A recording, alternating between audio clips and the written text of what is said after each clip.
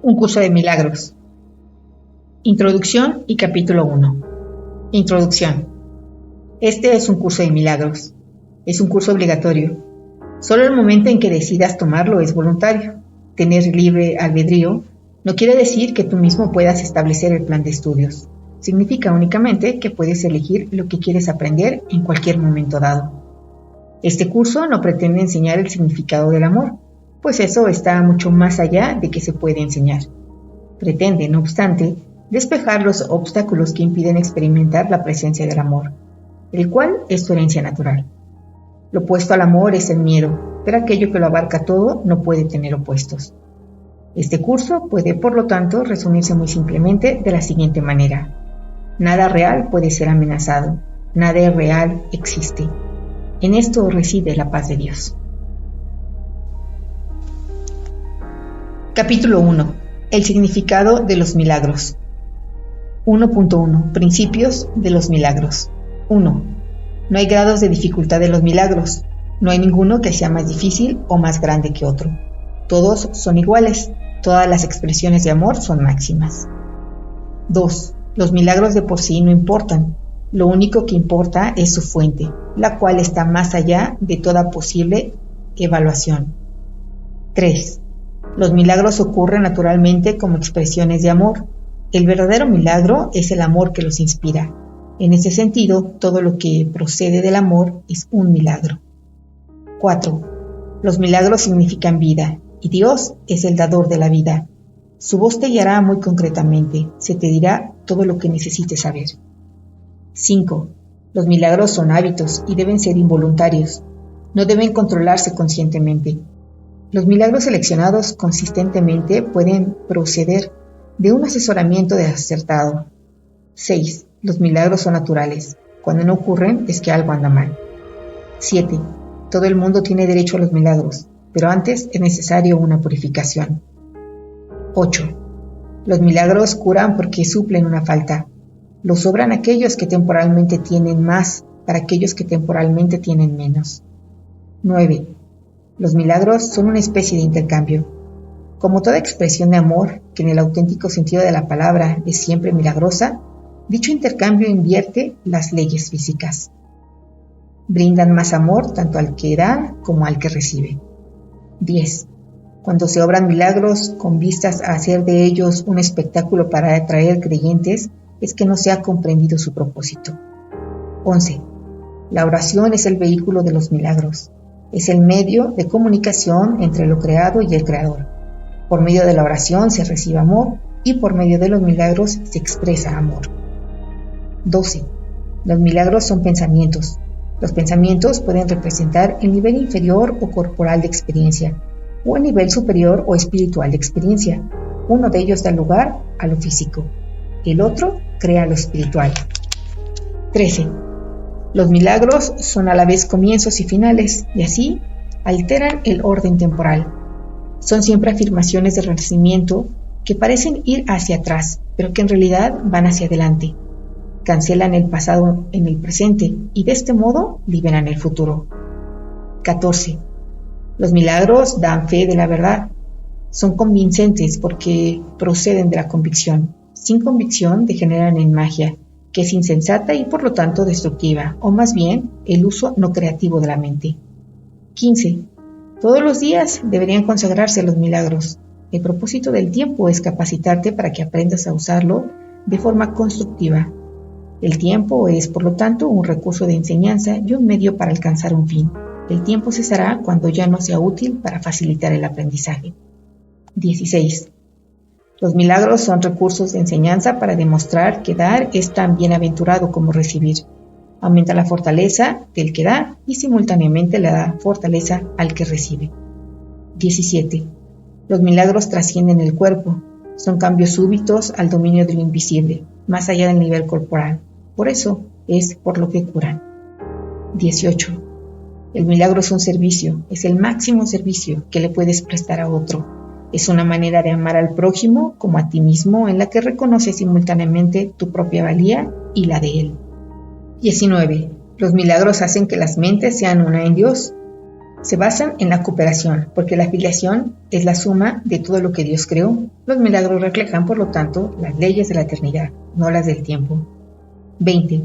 Los milagros despiertan nuevamente la conciencia de que el espíritu, no el cuerpo, es el altar de la verdad. Ese reconocimiento es lo que le confiere al milagro su poder curativo. 21. Los milagros son expresiones naturales del perdón. Por medio de los milagros aceptas el perdón de Dios al extendérselos a otros. 22. Los milagros se asocian con el miedo, debido únicamente a la creencia de que la obscuridad tiene la capacidad de ocultar. Crees que lo que no puedes ver con los ojos del cuerpo no existe. Esta creencia te lleva a negar la visión espiritual. 23. Los milagros reorganizan la percepción y colocan todos los niveles en su debida perspectiva. Esto cura, ya que toda enfermedad es el resultado de una confusión de niveles. 24. Los milagros te capacitan para curar a los enfermos y resucitar a los muertos, porque tanto la enfermedad como la muerte son invenciones tuyas y por lo tanto las puedes abolir. Tú mismo eres un milagro, capaz de crear a semejanza de tu creador. Todo lo demás no es más que tu propia pesadilla y no existe. Solo las creaciones de luz son reales. 25. Los milagros son parte de una cadena eslabonada de perdón que, una vez completada, es la expiación. La expiación opera todo el tiempo y en todas las dimensiones del tiempo. 26. Los milagros representan tu liberación del miedo. Expiar significa deshacer. Deshacer el miedo es un aspecto esencial del poder expiatorio de los milagros. 27.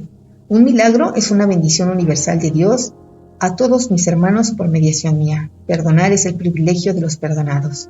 28. Los milagros son un modo de liberarse del miedo. La revelación produce un estado en el que el miedo ya ha sido abolido. Los milagros son, por lo tanto, un medio y la revelación un fin. 29. Los milagros alaban a Dios a través de ti. Lo alaban al honrar a sus creaciones, afirmando así la perfección de las mismas.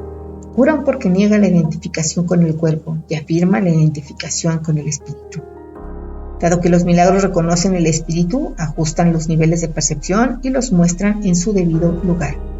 Esto sitúa al espíritu en el centro, desde donde se puede comunicar directamente. 31. Los milagros deben inspirar gratitud, no reverencia. Debes dar gracias a Dios por lo que realmente eres. Los hijos de Dios son santos y los milagros honran su santidad, que ellos pueden ocultar, mas nunca perder. 32.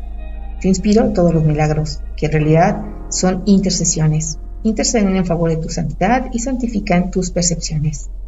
Al ubicarte más allá de las leyes físicas, te elevan a la esfera del orden celestial. En ese orden todo es perfecto. 33. Los milagros te honran porque eres digno de ser amado. Desvanecen las ilusiones que albergas acerca de ti mismo y perciben la luz en ti. De esta forma, al liberarte de tus pesadillas, expían tus errores.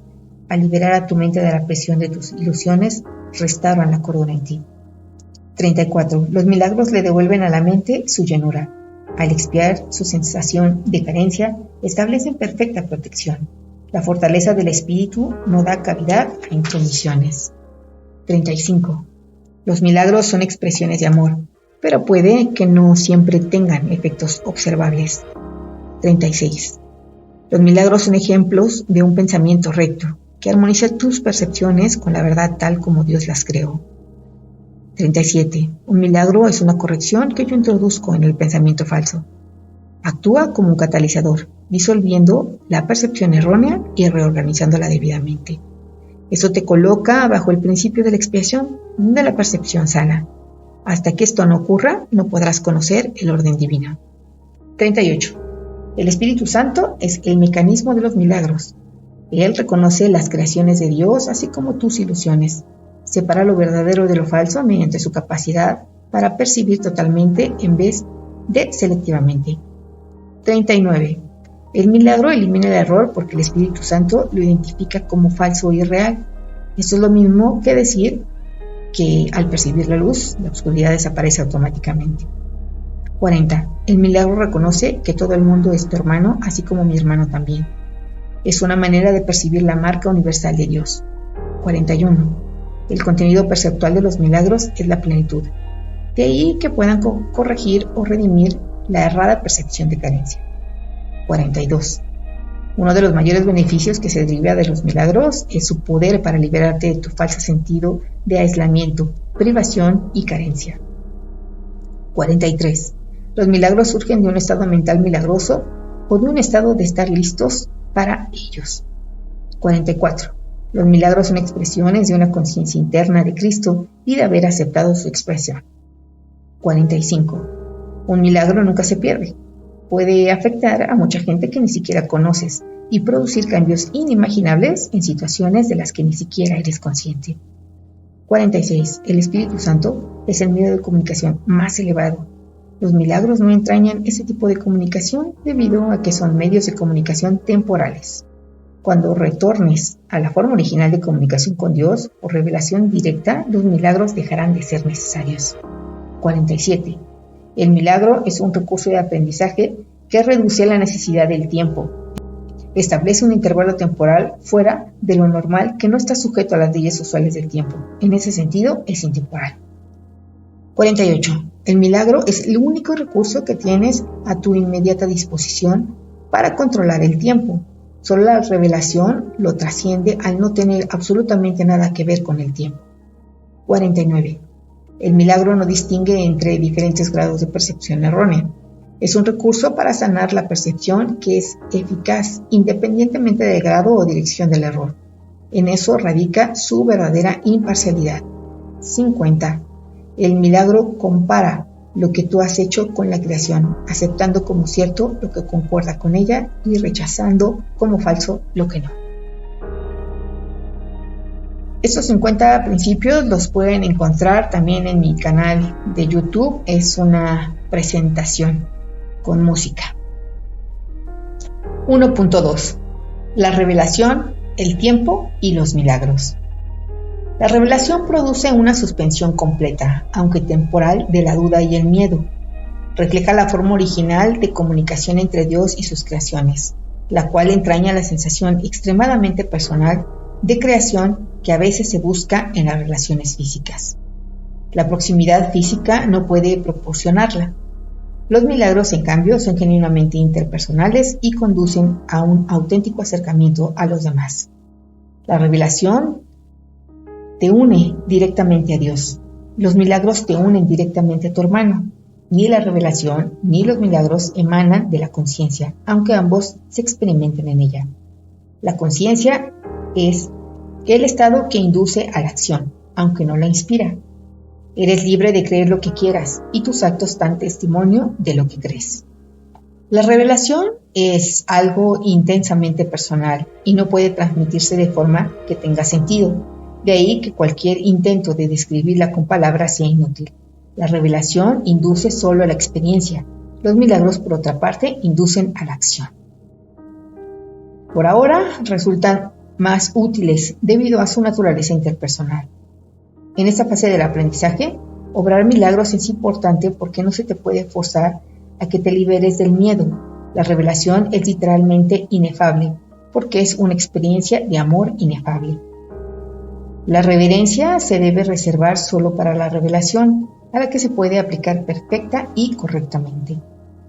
No es una reacción apropiada hacia los milagros porque un estado de reverencia es un estado de veneración, lo cual implica que uno de rango inferior se encuentra ante su creador. Tú eres una creación perfecta y deberías sentir reverencia solamente en presencia del creador de la perfección.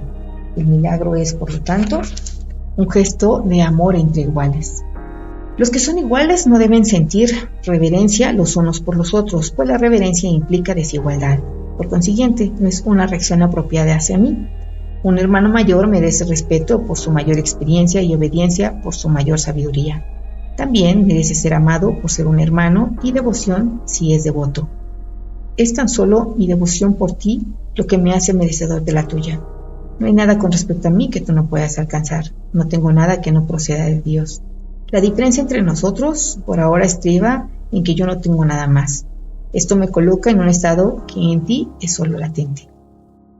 Nadie viene al Padre sino por mí. No significa que yo esté en modo alguno separado de ti o que sea diferente, excepto en el tiempo, y el tiempo no existe realmente. La afirmación tiene más sentido desde el punto de vista de un eje vertical que de un horizontal. Tú estás debajo de mí y yo estoy debajo de Dios. En el proceso de ascensión yo estoy más arriba porque sin mí la distancia entre Dios y el hombre sería demasiado grande para que tú la pudieras salvar. Yo salvo esa distancia por ser tu hermano mayor por un lado y por el otro por ser un hijo de Dios. La devoción que le profeso a mis hermanos es lo que me ha puesto a cargo de la filiación, que completo porque formo parte de ella. Tal vez esto parezca contradecir la afirmación yo y el Padre somos uno, pero esa afirmación consta de dos partes en reconocimiento de la mayor grandeza del Padre. Las revelaciones son indirectamente inspiradas por mí, debido a mi proximidad al Espíritu Santo, ya que me mantengo alerta para cuando mis hermanos estén listos para recibir la revelación. De esta manera puedo obtener para ellos más de lo que ellos podrían obtener por sí mismos. El Espíritu Santo es el mediador entre la comunicación superior y la inferior, y mantiene abierto para la revelación el canal directo de Dios hacia ti. La revelación no es recíproca, procede de Dios hacia ti, pero no de ti hacia Dios. El milagro reduce al mínimo la necesidad del tiempo. En el plano longitudinal u horizontal, el reconocimiento de la igualdad de los miembros de la relación parece requerir un tiempo casi interminable. El milagro, no obstante, entraña un cambio súbito de la percepción horizontal a la vertical. Esto introduce un intervalo del cual tanto el que da como el que recibe emergen mucho más adelantados en el tiempo de lo que habrían estado de otra manera. El milagro, pues, tiene la propiedad única de abolir el tiempo en la medida en que hace innecesario el intervalo de tiempo que abarca. No existe relación alguna entre el tiempo que un milagro tarda en llevarse a cabo y el tiempo que abarca. El milagro sustituye un aprendizaje que podría haber durado miles de años. Lo hace en virtud del reconocimiento implícito de la perfecta igualdad que existe entre el que da y el que recibe, en la que se basa el milagro. El milagro acorta el tiempo al producir su colapso, eliminando de esta manera ciertos intervalos dentro del mismo. Hace esto, no obstante, dentro de la secuencia temporal más amplia. 1.3. La expiación y los milagros. Yo estoy a cargo del proceso de la expiación que emprendí para darle comienzo. Cuando le ofreces un milagro a cualquiera de mis hermanos, te lo ofreces a ti mismo y me lo ofreces a mí. La razón por la que te lo ofreces a ti mismo, primero es porque yo no necesito milagros para mi propia expiación, pero estoy detrás de ti por si fracasas temporalmente. Mi papel en la expiación es cancelar todos los errores que de otro modo tú no podrías corregir. Cuando se te haya restituido la conciencia de tu estado original, pasarás naturalmente a formar parte de la expiación. A medida que compartes conmigo mi renuncia a aceptar error alguno en ti o en los demás, debes unirte a la gran cruzada para corregirlos. Escucha mi voz. Aprende a deshacerlos y haz todo lo necesario para corregirlos. Tienes el poder de obrar milagros. Yo proveeré las oportunidades para obrarlos, pero tú debes estar listo y dispuesto. Te convencerás de tu capacidad para lograrlos, ya que la convicción llega con el logro. La capacidad es el potencial, lograrlos es su expresión, y la expiación, la profesión natural de los hijos de Dios, es el propósito. El cielo y la tierra pasarán, significa que no continuarán existiendo como estados separados. Mi palabra, que es la resurrección y la vida, no pasará porque la vida es eterna. Tú eres la obra de Dios y su obra es totalmente digna de amor y totalmente amorosa. Así es como el hombre debiera pensar de sí mismo en su corazón, pues eso es lo que realmente es. Los perdonados son el medio de la expiación. Al estar infundidos por el Espíritu, perdonan a su vez. Aquellos que han sido liberados deben unirse para liberar a sus hermanos, pues ese es el plan de la expiación. Los milagros son el medio a través del cual las mentes que sirven al Espíritu Santo se unen a mí para la salvación o liberación de todas las creaciones de Dios. Yo soy el único que puede obrar milagros imparcialmente porque yo soy la expiación. Tú tienes un papel en la expiación que yo te indicaré. Pregúntame qué milagros debes llevar a cabo. Ello te ahorrará esfuerzos innecesarios porque estarás actuando bajo comunicación directa. La naturaleza impersonal del milagro es una característica esencial del mismo, ya que me permite dirigir su aplicación y bajo mi dirección los milagros conducen a la experiencia altamente personal de la revelación. Un guía no controla, pero sí dirige, dejando a tu discreción el que le sigas o no. No nos dejes caer en la tentación significa reconoce tus errores y elige abandonarlos siguiendo mi dirección. El error no puede realmente amenazar a la verdad, la cual siempre puede resistirlo. En realidad, solo el error es vulnerable. Eres libre de establecer tu reino donde mejor te parezca, pero no puedes sino elegir acertadamente si recuerdas esto. El espíritu está eternamente en estado de gracia. Tu realidad es únicamente espíritu. Por lo tanto, estás eternamente en estado de gracia. Desde este punto de vista, la expiación deshace todos los errores y de esta forma extirpa las raíces del temor. Cada vez que experimentes las palabras tranquilizadoras de Dios como una amenaza, es siempre porque estás defendiendo una realidad mal ubicada o desacertada. Al proyectar eso sobre otros, los aprisionas, pero solo en la medida en que refuerzas los errores que ellos ya han cometido. Eso los hace vulnerables a las distorsiones de los demás, ya que la percepción que tienen de sí mismos está distorsionada. El que obra milagros tan solo puede bendecirlos, lo cual desvanece sus distorsiones y los libera de su prisión. Respondes a lo que percibes, y tal como percibes, así te comportarás. La regla de oro te pide que te comportes con los demás como tú quisieras que ellos se comportasen contigo. Eso significa que tanto la percepción que tienes de ti mismo como la que tienes de ellos debe ser fidedigna. La regla de oro es la norma de comportamiento apropiado. Tú no puedes comportarte de manera apropiada a menos que percibas correctamente. Dado que tú y tu prójimo son miembros de una misma familia en la que gozan de igual rango, tal como te percibas a ti mismo y tal como lo percibas a él, así te comportarás contigo y con él. Debes mirar desde la percepción de tu propia santidad a la santidad de los demás. Los milagros se dan en la mente que está lista para ello. Dicha mente, al estar unida, se extiende a todos, aun cuando el que obra milagros no se dé cuenta. La naturaleza impersonal del milagro se debe a que la expiación en sí es una, lo cual une a todo lo creado con su creador. Como expresión de lo que verdaderamente eres, el milagro sitúa la mente en un estado de gracia. La mente entonces naturalmente da la bienvenida tanto al huésped interno como al desconocido externo. Al invitar adentro al desconocido, éste se convierte en tu hermano. El hecho de que el milagro pueda tener efectos en tus hermanos de los que ni siquiera eres consciente no debe preocuparte. El milagro siempre te bendecirá. Los milagros que no se te ha pedido que hagas no dejan de tener valor. Siguen siendo expresiones de tu estado de gracia, pero dado mi absoluto conocimiento del plan en su totalidad, yo debo controlar su ejecución. La naturaleza impersonal de la mentalidad milagrosa asegura tu gracia, pero solo yo estoy en posición de saber dónde pueden concederse.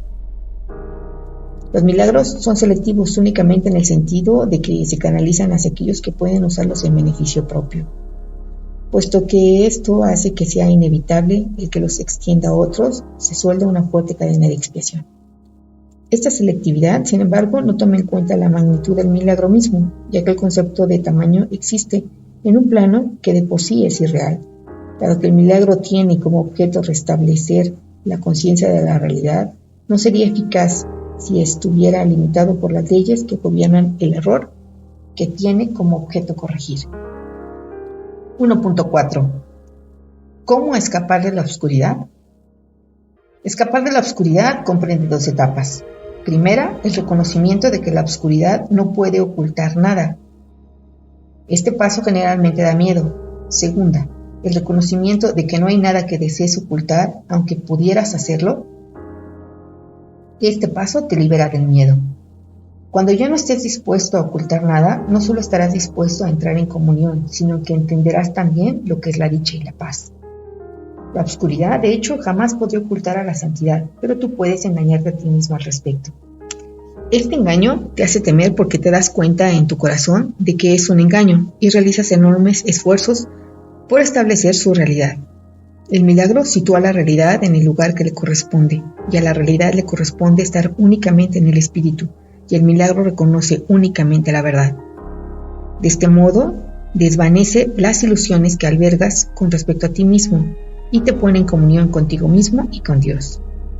El milagro se une a la expiación al poner a la mente al servicio del Espíritu Santo, Así se establece la verdadera función de la mente y se corrigen sus errores, que son simplemente carencias de amor. Tu mente puede estar poseída por ilusiones, pero el espíritu es eternamente libre. Si una mente percibe sin amor, percibe tan solo un armazón vacío y no se da cuenta del espíritu que mora dentro. Pero la expiación restituye el espíritu al lugar que le corresponde. La mente que sirve al espíritu es invulnerable. La oscuridad es falta de luz de la misma manera en que el pecado es falta de amor. No tiene cualidades únicas propias. Es un ejemplo de la creencia en la escasez, de la cual solo se pueden derivar errores. La verdad es siempre abundante. Los que perciben y reconocen que lo tienen todo no tienen necesidad de ninguna clase. El propósito de la expiación es devolvértelo todo, o más bien devolverlo a tu conciencia. Se te dio todo cuando fuiste creado, exactamente como se le dio a todos los demás. El vacío que el miedo engendra tiene que ser sustituido por el perdón. Eso es lo que la Biblia quiere decir con ya no habrá muerte, y por lo que yo pude demostrar que la muerte no existe. Vine a dar cumplimiento a la ley al interpretarla. La ley en sí, si se entiende correctamente, solo ofrece protección. Son los que aún no han cambiado su manera de pensar quienes han introducido en la ley la idea de las llamas del infierno. Te aseguro que daré testimonio a través de todo aquel que me lo permita y en la medida en que me lo permita. Aquello de lo que das fe demuestra tu creencia y de esta manera la refuerza. Aquellos que dan testimonio de mí están expresando por medio de los milagros que obran que han dejado de creer en la carencia en favor de la abundancia que han aprendido les pertenece. 1.5. Plenitud y espíritu. El milagro es en gran medida como el cuerpo, en el sentido de que ambos son recursos de aprendizaje para facilitar un estado en el que finalmente se hacen innecesarios. Cuando se alcanza el estado original de comunicación directa con el espíritu, ni el cuerpo ni el milagro tienen objeto alguno. Pero mientras creas que estás en un cuerpo, puedes elegir entre canales de expresión sin amor o canales de expresión milagrosos. Puedes fabricar un armazón vacío, pero es imposible que no puedas expresar nada en absoluto. Puedes esperar, demorarte, paralizarte o reducir tu creatividad a casi nada, pero no puedes abolirla. Puedes destruir tu medio de comunicación, pero no tu potencial. Tú no te creaste a ti mismo. La decisión básica del que se ha decidido por el camino de los milagros es no esperar en el tiempo más de lo necesario.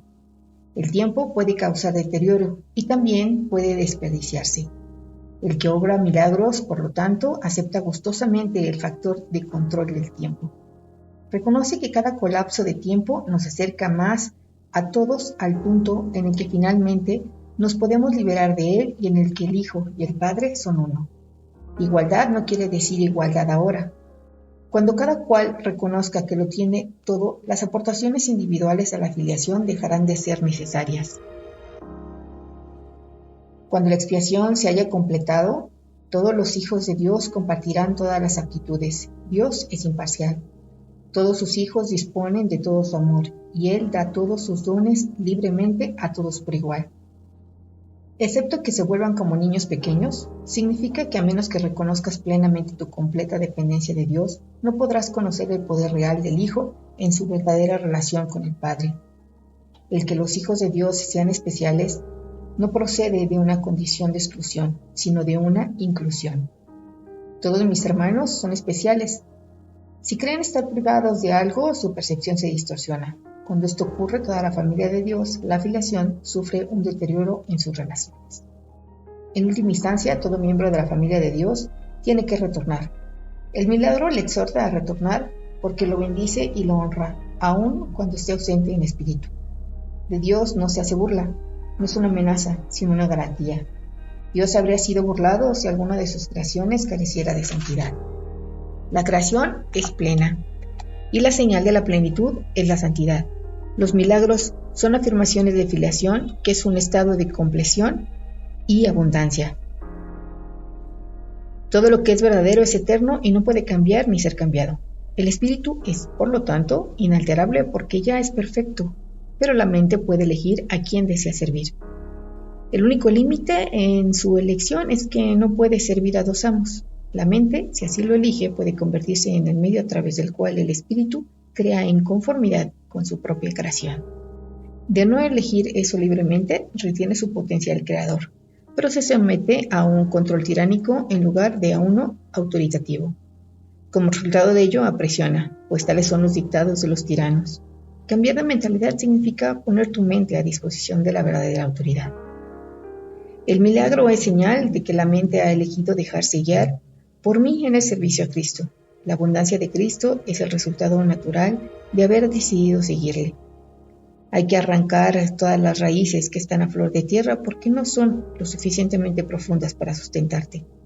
La ilusión de que las raíces superficiales pueden arriesgarse más y así darte apoyo es una de las distorsiones en las que se basa lo opuesto a la regla de oro. A medida que se abandonan esos falsos puntuales, se experimenta temporalmente cierta inestabilidad en el equilibrio. Sin embargo, no hay nada más inestable que una orientación invertida. Nada que la mantenga invertida puede conducir a una mayor estabilidad. 1.6. La ilusión de necesidades. Tú que quieres la paz solo la puedes encontrar perdonando completamente. Nadie aprende a menos que quiera aprender y crea que de alguna manera lo necesita. Si bien en la creación de Dios no hay carencia, en lo que tú has fabricado es muy evidente. De hecho, esa es la diferencia fundamental entre lo uno y lo otro. La idea de carencia implica que crees que estarías mejor en un estado que de alguna manera fuera diferente de aquel en el que ahora te encuentras. Antes de la separación, que es lo que significa la caída, no se carecía de nada. No había necesidades de ninguna clase. Las necesidades surgen únicamente cuando tú te privas a ti mismo. Actúas de acuerdo con el orden particular de necesidades que tú mismo estableces. Esto, a su vez, depende de la percepción que tienes de lo que eres. La única carencia que realmente necesitas corregir es tu sensación de estar separado de Dios.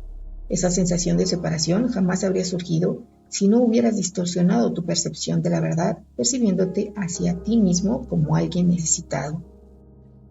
La idea de un orden de necesidades surgió porque, al haber cometido ese error fundamental, ya te habías fragmentado en niveles que comportan diferentes necesidades. A medida que te vas integrando, te vuelves uno, y tus necesidades, por ende, se vuelven una. Cuando las necesidades se unifican, suscitan una acción unificada porque ello elimina todo conflicto. La idea de un orden de necesidades que proviene del error original de que uno puede estar separado de Dios requiere corrección en su propio nivel antes de que el error de percibir niveles pueda corregirse. No te puedes comportar con eficacia mientras operes en diferentes niveles. Sin embargo, mientras lo hagas, la corrección debe proceder verticalmente, desde abajo hacia arriba. Esto es así porque crees que vives en el espacio donde conceptos como arriba y abajo tienen sentido. En última instancia, ni el espacio ni el tiempo tienen sentido alguno. Ambos son meramente creencias. El verdadero propósito de este mundo es usarlo para corregir tu incredulidad. Nunca podrás controlar por tu cuenta los efectos del miedo porque el miedo es tu propia invención y no puedes sino creer en lo que has inventado. En actitud, pues, aunque no en contenido, eres como tu creador, quien tiene perfecta fe en sus creaciones porque las creó. Creer en algo produce la aceptación de su existencia. Por eso puedes creer lo que nadie más piensa que es verdad. Para ti es verdad porque tú lo inventaste. Todos los aspectos del miedo son falsos porque no existen en el nivel creativo y por lo tanto no existen en absoluto. En la medida en que estés dispuesto a someter tus creencias a estas pruebas, en esa misma medida quedarán corregidas tus percepciones. En el proceso de separar lo falso de lo verdadero, el milagro procede a lo largo de estas líneas. El amor perfecto expulsa el miedo. Si hay miedo, es que no hay amor perfecto. Mas solo el amor perfecto existe. Si hay miedo, este produce un estado que no existe. Cree esto y serás libre. Solo Dios puede establecer esta solución y esta fe. Es su don. 1.7. Las distorsiones de los impulsos milagrosos. Tus percepciones distorsionadas producen una densa envoltura alrededor de los impulsos milagrosos, dificultándoles el que lleguen a tu conciencia. La confusión de los impulsos milagrosos con los impulsos físicos es una de las distorsiones básicas de la percepción. Los impulsos físicos son impulsos milagrosos mal canalizados. Todo placer real procede de hacer la voluntad de Dios. Esto es así porque no hacer su voluntad es una negación del ser. La negación del ser da lugar a ilusiones, mientras que la corrección del error nos libera del mismo. No te engañes a ti mismo creyendo que puedes relacionarte en paz con Dios o con tus hermanos a través de algo externo. Criatura de Dios, fuiste creado para crear lo bueno, lo hermoso y lo santo. No te olvides de eso. El amor de Dios, por un breve periodo de tiempo, todavía tiene que expresarse de un cuerpo a otro, ya que la visión es aún muy tenue. El mejor uso que puedes hacer del cuerpo es utilizarlo para que te ayude a ampliar tu percepción, de forma que puedas alcanzar la verdadera visión de la que el ojo físico es incapaz. Aprender a hacer esto es la única utilidad real del cuerpo. Las fantasías son una forma distorsionada de visión. Todas ellas, no importa de qué clase sean, son distorsiones, ya que siempre tergiversan la percepción hasta convertirla en algo irreal. Los actos que proceden de distorsiones son literalmente las reacciones de aquellos que no saben lo que hacen. Las fantasías son un intento de controlar la realidad de acuerdo con necesidades falsas. Si deforman la realidad de cualquier forma que sea, estarás percibiendo destructivamente. Las fantasías son un medio para hacer asociaciones falsas y tratar de derivar placer de ellas. Mas si bien puedes percibir asociaciones falsas, nunca podrás hacerlas reales, excepto para ti. Crees en lo que inventas. De igual modo, si ofreces milagros, creerás en ellos con igual intensidad. La fuerza de tu convicción sostendrá entonces la creencia del que recibe el milagro. Las fantasías se vuelven totalmente innecesarias cuando la naturaleza completamente satisfactoria de la realidad se vuelve evidente tanto para el dador como para el receptor. La realidad se pierde por usurpación, lo cual produce tiranía. Mientras quede un solo esclavo caminando sobre la faz de la tierra, tu liberación no será total. La única meta del que se ha decidido por el camino de los milagros es restaurar completamente la afiliación. Este es un curso de entrenamiento mental. Todo aprendizaje requiere atención y estudio en algún nivel. Algunas de las secciones posteriores de este curso se basan en tan gran medida en estas primeras secciones que es necesario un estudio muy detallado de las mismas. También las vas a necesitar a modo de preparación. Sin esta preparación, lo que sigue podría infundirte demasiado temor, imposibilitándote así el que pudieses usarlo de manera constructiva. A medida que estudias estas primeras secciones, no obstante, comenzarás a percatarte de algunas de las connotaciones que más adelante se ampliarán. Se necesitan sólidos cimientos debido a la confusión que hay entre el miedo y la reverencia, a la que ya hice referencia anteriormente y en la que incurriremos con frecuencia. Dije que la reverencia no es apropiada en conexión con los hijos de Dios porque no deberías experimentar reverencia en presencia de tus semejantes. No obstante, puse de relieve asimismo que la reverencia es apropiada en presencia de tu Creador. He tenido mucho cuidado al clarificar mi papel en la expiación sin añadirle ni restarle importancia. Estoy tratando también de hacer lo mismo con el tuyo. He subrayado que la reverencia no es una reacción apropiada hacia mí debido a nuestra inherente igualdad. Algunos de los pasos posteriores de este curso, no obstante, entrañan un acercamiento más directo a Dios mismo. No sería prudente iniciar esos pasos sin una preparación cuidadosa, pues de lo contrario la reverencia se confundiría con el miedo y la experiencia acabaría siendo más traumática que benéfica. La curación, en última instancia, procede de Dios. Se te están explicando cuidadosamente los medios. La revelación puede de vez en cuando revelarte cuál es el fin, pero para alcanzarlo, los medios son necesarios.